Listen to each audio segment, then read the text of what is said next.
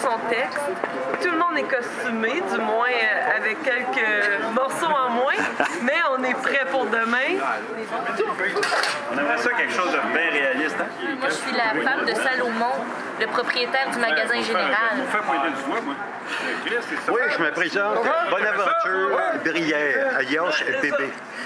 C'est moi qui est locataire juste à la petite maison, un petit peu plus loin, là, presque sur le coin de Saint-André, la rue Paul. Je m'appelle Ilora, je suis une petite fille. Le maire Eugène Labelle.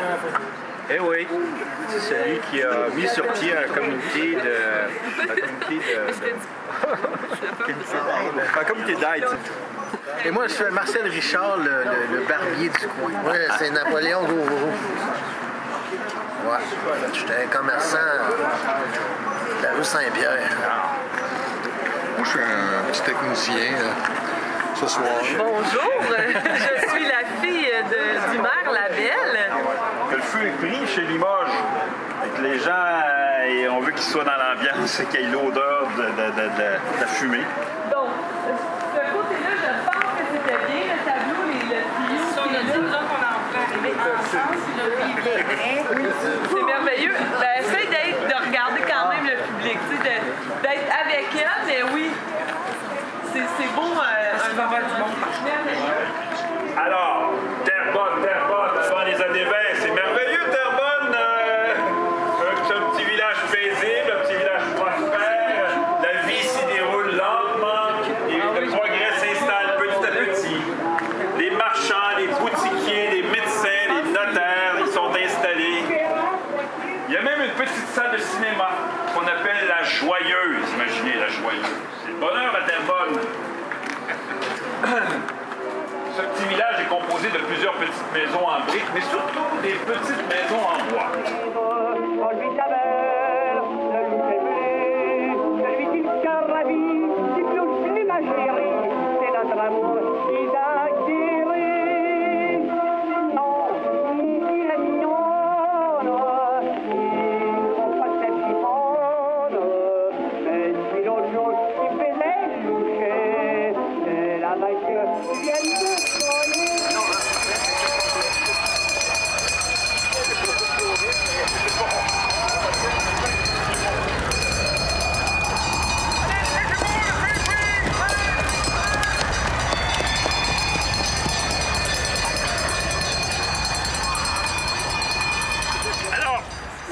On est ici, exactement à l'endroit où le feu, le 1er décembre 1922, aux environs de 20h30, la manufacture Limoges était située juste ici, tout près de la rivière derrière nous, et le feu prend dans la manufacture.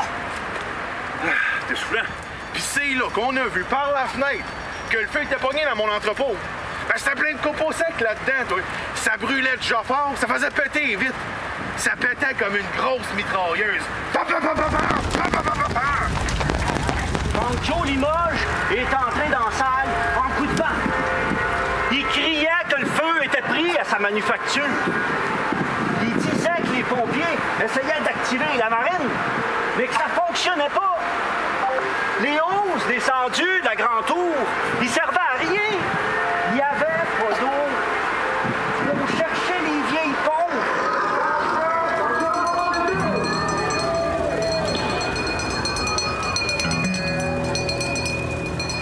Marie Limoges est venue m'aider à vider l'entrepôt.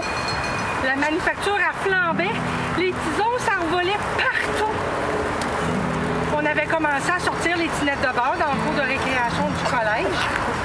Les pères, ils nous avaient même envoyé des pensionnaires à notre rescousse. Il y en avait bien trop à sortir.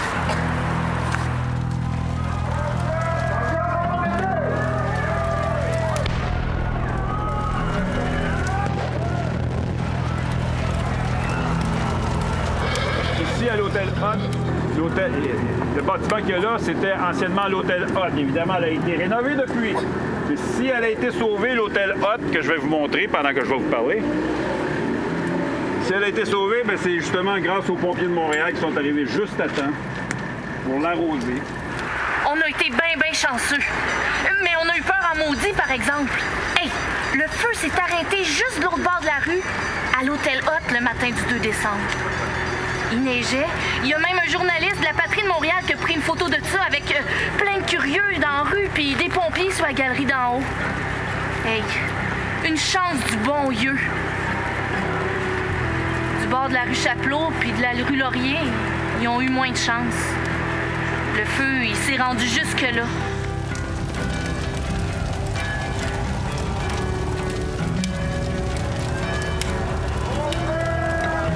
Arrivé au coin de la rue Saint-François, j'ai improvisé une procession en chantant un cantique en compagnie de quelques paroissiens. Et lentement, je me suis dirigé vers la rue Saint-Pierre, où j'ai tourné à gauche, devant le bureau de poste. Quelques paroissiennes y étaient déjà agenouillées et priaient, l'une d'elles les bras en croix. Ma présence les a reçues. On a commencé à se calmer. Et c'est à ce moment que j'ai compris qu'on attendait de moi rien de moins qu'un miracle.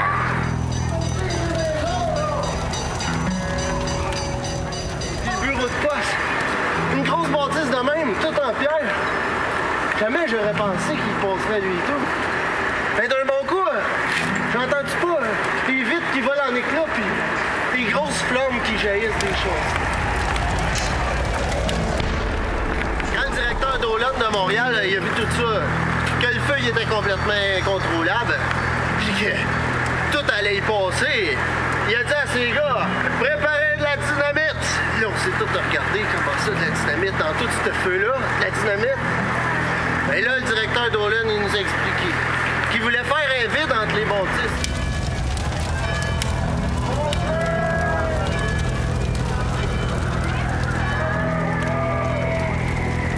Je venais d'acheter cette maison-là. J'avais ma boutique de barbier juste à côté. C'était mieux placé que sur Sainte-Marie, surtout à cause des passants.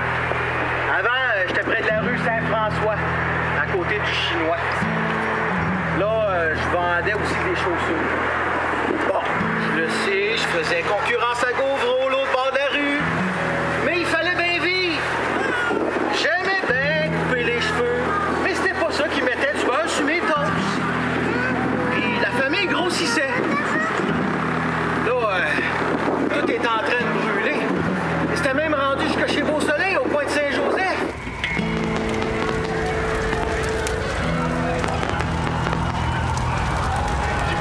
Il dit, ça brûle partout, il sort de chez vous, ton restaurant va y passer. Tu vois, on donne du sous.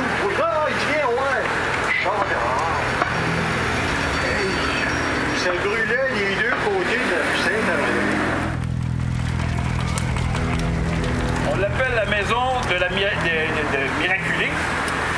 C'est une vieille dame de 94 ans, Madame Augustine Allary, Madame entêtée. Elle ne voulait pas sortir de sa maison.